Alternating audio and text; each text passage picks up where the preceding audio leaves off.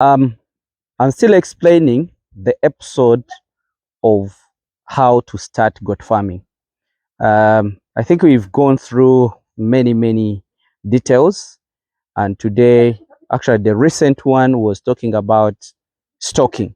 You get, because you've moved from all the way to even stocking.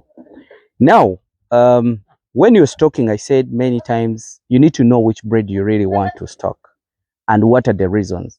Like if I go into the details, I will show you how to identify this breed, how do you know the age, what is the weight. We shall go into those details.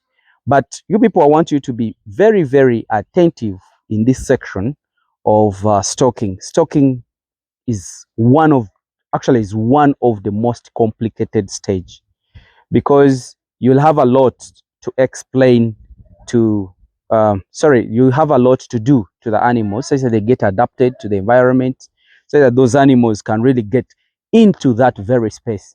Where I am right now, I think I'm looking at these young babies. You see, they're around 3 months old. So when I talk about of stocking, I'm talking about of stocking of good quality animals. And let me tell you one thing: no one will lie to you about animal breeding or animal farming, that this is this breed, and it's going to do this, and you don't see it. Because when you look at this kind of genetics, it's really very good genetics. An animal being in that size when it is around 3 months, something very strong. You know, when you look at those animals in nature, those are hybrid animals, and they are meat animals. What I mean by being meat is an animal that can produce more meat than the bones. But the animals which are called the locals, they are not specific either meat or milk, but they are animals. That means their bones are bigger than the muscles. I know most of you always quarrel about which kind of meat they have given you in the restaurant, because you didn't ask for a bones. Me, whenever I'm seated in the restaurant, I listen to people's complaints. Asked for a meat, got meat. Did I ask for a bones? As if the animals don't have bones. But the truth is, when you look at the makeup of the muscles of those animals, like the locals, their muscles are smaller than the bones. The bones are bigger than the muscles. So that means they are not meat breeds. They are not bringing out a very good picture of meat, you get, but still they have meat. When you look, I think the camera person will show you, that's a boa. Look at the head is brown, the whole body is white. So that's what we refer to as a boa. And then when you look around, I think we can go down to show you, this is a boa. And actually, I wanted also to inform you that black head with white body as well, it's a boa. And when you look at the white, like typical white, those are also savannas. So savannas, you're looking at the typical whites, and for the boas, you're looking at a brown head and white body. And actually, white body is supposed to be whole body white with a head brown, like the way you see these animals. But it doesn't mean that if an animal comes out black, like the way you see, that's not a boa. Those are also characteristics of a boa. But brown, most of the time, it's a Kalahari. And these brown guys you see, we had a Kalahari animal some time back in that flock. So that could be some of the traits that came up very well. So now, let me get back to the stocking. I want you people to understand this. Stocking doesn't mean that animals um, are supposed to be the animals are supposed to be, you know, that sick. Because some of you people have been complaining about this, that I have bought sick animals and the animals are really dying. It's not only you, but because of understanding of the concept of stocking. Let me take an example. Most of you people grew up in villages just like me. We used to play in the rain, and you know, guys was telling us, our fathers, our grands, don't play in the rain because you're going to get sick. But is there any way the sickness or the malaria, they always tell us that you're going to get malaria out of that rain? But the truth is, there is no any rain that can cause malaria. But because your body might be having those parasites that are still running into you, but your body is stable and okay, so it is managing the situation of those parasites in the body. So the immunity is stable and it's nice. But the moment you go into the rain, you know, that coldness, those cold winds go into your body, that suppresses your immunity because you're not used to. So the end of it, you're going to get sick. But because you already had your infections, but your body could manage it, so that's why the body immunity has lowered because of the rain. Now the issues have come up. And the opportunity, those parasites have taken that opportunity to definitely take over the immunity of the body. So, in actual sense, don't be furious about where you're getting the animals from, because I've seen it many times. Like for us, when we win, so like these guys, by the time they make 4 months, we are going to win them, put them in another section. When you win them and put them in another section, they are going to get some of them will get sick, some of them will start getting diarrhea, and you ask yourself why. Because this is same farm from here to the other section, but you're finding that if we change these animals environment from here to the other section, they are going to start getting diseases. What does it mean?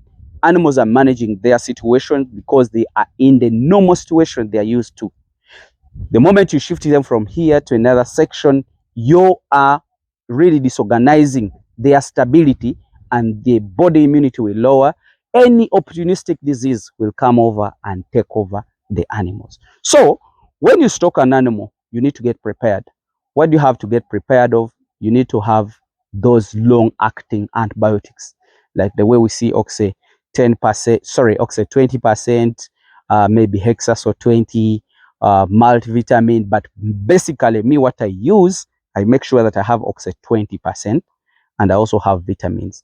Vitamins will help them to increase the metabolism of the body of those animals so that they feed enough. When they feed enough, they are rebuilding their immunity to normal.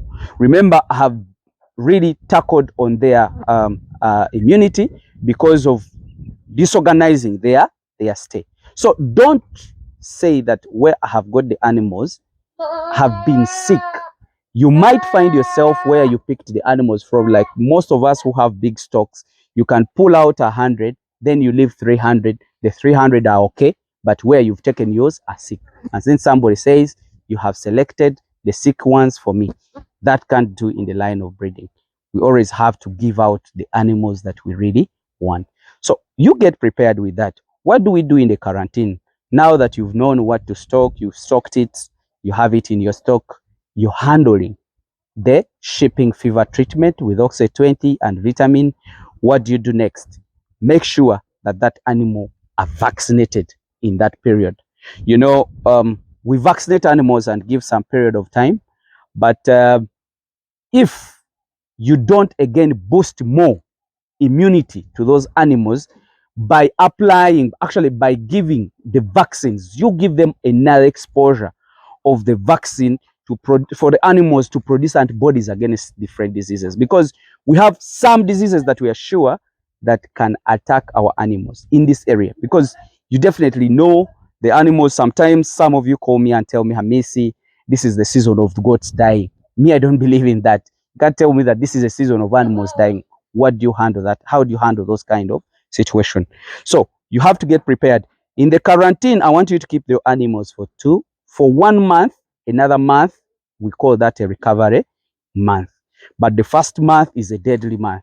So make sure if those animals you have stocked them from wherever you have stocked them from, you start your vaccination. Even if where you've got your animals from, they vaccinate the worm and do everything, you also do it for your own, at your own farm, because that helps you to also follow the healthy status of your animals. Then two, you're helping those animals to be boosted with the immunity. Even if they are already vaccinated against those diseases, again, revaccinate them, because they are in a new section and you really need to build up your health flock and then follow your records very well. So make sure that within a period of 2 months, you have at least done over 4 or 5 vaccines. Me, what I do, I vaccinate for PPR and pox, because that is there is a dual vaccine for that. And then the next week I can do CCPP, because it's one of the deadly diseases here. Then the third one, I do Clostridioides, because they are very dominant in our area, or not only my area, but all over Africa. Then you do Brucella meritensis, and also do other vaccines of like those kind of stuff. But the deadly ones have been covered already. So you guys, I think now you followed me very well, all the details. So we have talked about the feeds, we have talked about what. Next episode, I think I'll be explaining to you how you can introduce those animals to your feeds. Because most of you people have gotten that challenge. I've made silage, my animals are not really interested in having the silage, they don't know how to eat it, and that is very deadly. Because in my concept, I always tell you that the beginning of the journey always begins with the feeds. So from the feeds, if you can't afford to buy a bigger land, then you have to prepare feeds. I've showed you all that. And then how do you introduce it to them? How do you make them love to feed on whatever you give them? So I think I'll also get up that episode, then I show you how you can teach your animals. Let me just wish you the best as for now, and bye-bye for now.